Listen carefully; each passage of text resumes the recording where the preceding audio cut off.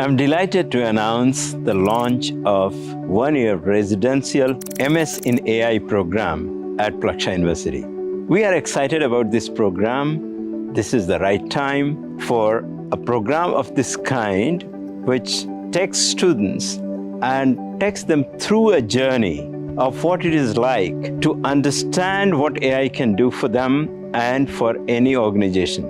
Learning about fundamentals, learning how to deploy AI solutions, and how to create value for businesses, that's the central focus of this program. We are also very, very delighted that this program is being launched in partnership with UPenn Engineering. For the program itself, what we are looking for is early career professionals who have spent a couple of years in industry, and also fresh graduates who are interested in this kind of technology and they are excited about creating value for industry.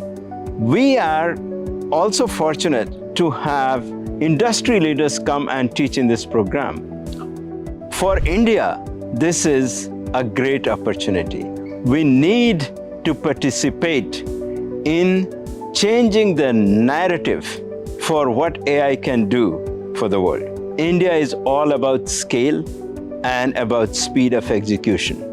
The kind of value we can build from India for the world is uniquely India's opportunity.